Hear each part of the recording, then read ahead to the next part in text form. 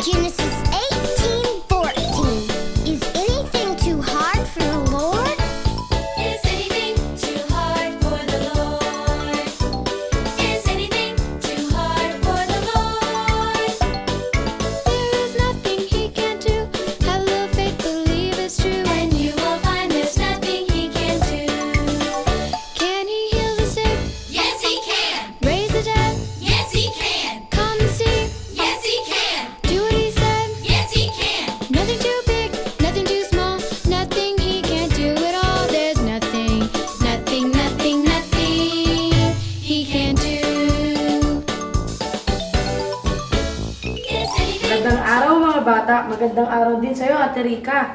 Uy, Ate Mimay! Magandang araw din sa'yo! Tagal nating di nagkita ah! Oo nga matagal-tagal din kasi yung undas break no? Tama ka dyan, nabitin nga ako eh. Akala ko tuloy-tuloy na yung bakasyon. Ano ba pinagkakaabalahan mo nung undas, Ate Mimay? Naku, nagpunta kami sa AK ng mga kaibigan ko. Kaso hindi ako masyadong nag-enjoy eh. Bakit naman? Ang saya pa naman dun sa Enchanted Kingdom. Sayang naman kung di ka nag-enjoy. Eh kasi hindi ako masyadong sumakay sa mga rides eh. Parang wala kasi akong tiwala sa mga machine. Tsaka kasi may mga nagsasabi na baka daw huminto yung roller coaster sa gitna. Naku, ayokong takot lang ako. Pero sumakay yung mga kaibigan mo. Oo, ayun, nag-enjoy nga sila eh. Nanginayang din ako. Sana pala nagtiwala na lang ako at di narinig dun sa mga sabi-sabi. Alam mo, napaka-importante talaga yung pagtitiwala eh. Tsaka yung pamimili ng mga pakikinggan.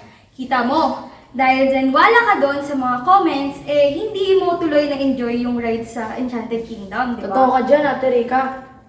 Hay, sayang talaga. Alam mo, sa kwento natin sa araw na ito, ituturo din sa atin kung bakit napakahalagang matuto tayong magtiwala at hindi maniwala basta-basta sa mga maling balita. Parang ako lang Nako, excited na ako sa kwento natin sa araw na ito. Paniguradong kayo din mga bata. Kaya naman, samahan niyo muna kami sa isang panalangin. Mga bata, iyuko natin ang ating mga ulo at ipikit ang ating mga mata. Panginoon na dakila sa lahat, maraming salamat po sa lahat ng blessings na ibinibigay niyo po sa amin sa araw-araw. Patawarin niyo po kami sa mga kasalanan po na aming nagagawa.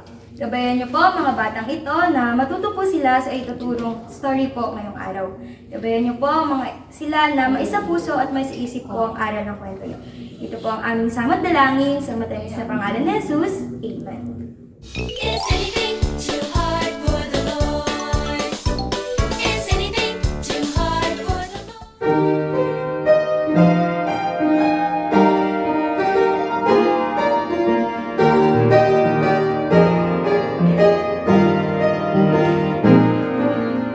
Almighty, terribly awesome God, we come to you in awe and fear. The only unchanging, holy God, abounding Lord, drawn with your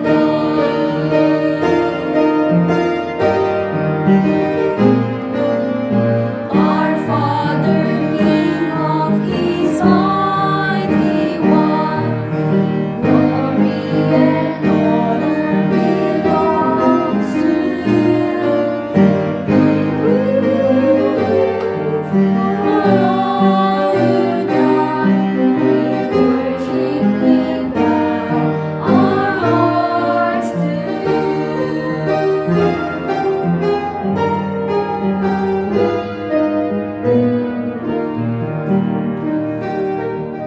Is anything too hard for the Lord? Is anything too hard for the Lord? Kawikaan, Kabanata 14, Talata 5. Ang tapat na saksi ay hindi magbubulaan, ngunit ang sinungaling na saksi ay nagbabadya ng mga kasinungalingan. Sa pangulit mga bata, Kawikaan, Kabanata 14, Talata 5. Ang tapat na saksi ay hindi magbubulaan, ngunit ang sinungaling na saksi ay nagbabadya ng mga kasinungalingan. Is anything too hard for the Lord? Is anything too hard for the Lord? Umangat ang haliging ulap mula sa tolda ng presensya ni Yahweh. Ito Ito ang hudyat ng Diyos sa mga Israelita na panahon na para muling maglakbay. Kaya't iniligpit ng mga tao ang kanilang mga tolda at naglakbay palabas ng disyerto ng Sinai. Nang marating nila ang timog ng hangganan ng Canaan, inutusan ng Diyos si Moises na pumili ng pinuno mula sa bawat isa, sa 12 tribo ng Israel. Susugo sila bilang mga espiya upang maglibot sa lupain. Pumili nga si Moises ng 12 lalaki, at isa sa kanila ang katulong niyang si Josue. Inutusan ni Moises ang mga lalaki. Pumasok kayo sa Canaan, tuklasin ninyo kung anong uri ang lupain, kung gaano karaming tao ang nakatira roon at kung gaano sila kalakas. Alamin nyo kung mataba ba ang lupa. Kaya't nagtungo ang mga lalaki sa Canaan, 40 araw silang naglibot sa lupain. Nang magbalik sila, iniulat nila ang kanilang mga nakita kay Moises at sa mga Israelita. Sinabi nila, Mayaman at mataba ang lupain, pero ang mga nakatira roon ay makapangyarihan. At ang mga syudad nila ay mapalaki at matitibay ang kuta. Ang mas malala pa, nakita kami ng mga taong nagmula sa lahi ng higante. sinabi ni Caleb, ang espiya mula sa lahi ni Juda. Lumusob na tayo ngayon at kunin natin ang lupain. Kaya natin itong sakupin. Sang-ayon sa kanya si Josue, pero ang ibang mga espiya ay nagpakalat ng maling ulat sa mga Israelita. Sinabi nila sa mga tao, Hindi pa nga makapagpatubo ng lupain iyon ng sapat ng pagkain para sa mga nakatira roon. At lahat ng taong nakita namin ay napakatangkad na nangbuka kaming mga tipaklong sa kanila. natakot ng gusto ang mga Israelita. Magdamag silang umiyak at nagreklamo kina Moises at Aaron. Sinabi nila, Bakit tayo dinadala ni Yahweh sa lupaing ito? Mamamatay tayo sa labanan at madadakip ang mga asawa at anak natin.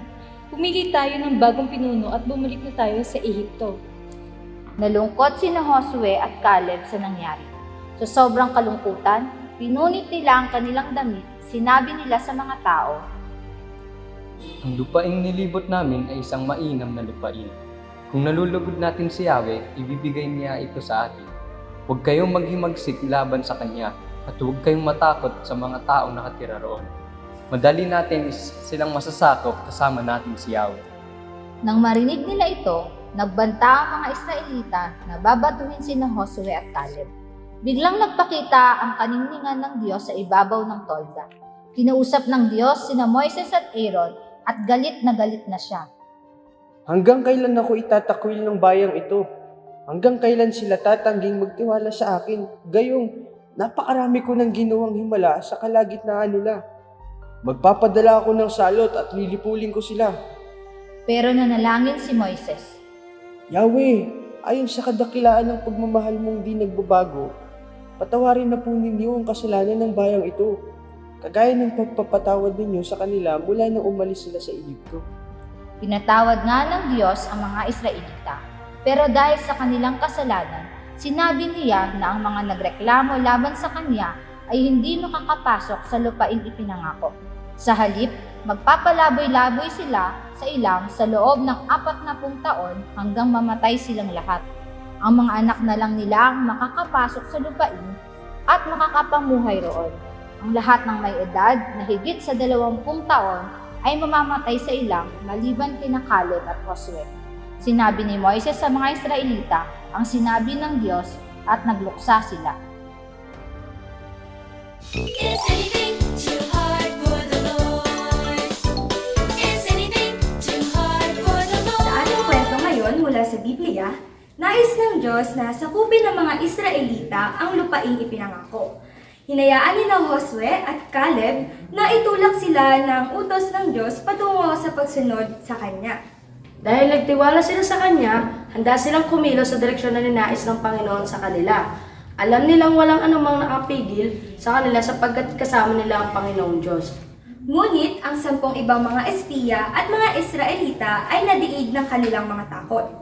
Sila ay hindi nagtiwala sa Panginoon, sa halip ay nagduda pa. Ang kanilang kawalan ng tiwala ang pumigil sa kanila na sumunod sa Diyos.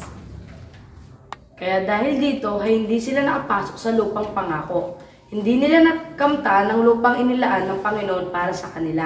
Dito ay malalaman natin, mga bata, na ang Diyos ay nagagalit sa mga hindi nagtitiwala sa kanyang mga pangako at salita.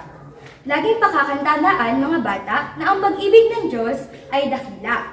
Ngunit pakatatandaan din na namumihi ang Panginoon sa mga maling ulat na nagiging ugat ng kawalan ng tiwala ng iba sa Kanya. Ito ay dahil ang Panginoon lamang ang katotohanan. Kung tayo ay sa Panginoon, dapat tayo ay magtiwala sa Kanya. Mga bata, maaasahan ba natin na lagi tayong magtitiwala sa salita at pangako ng ating Panginoon sa atin?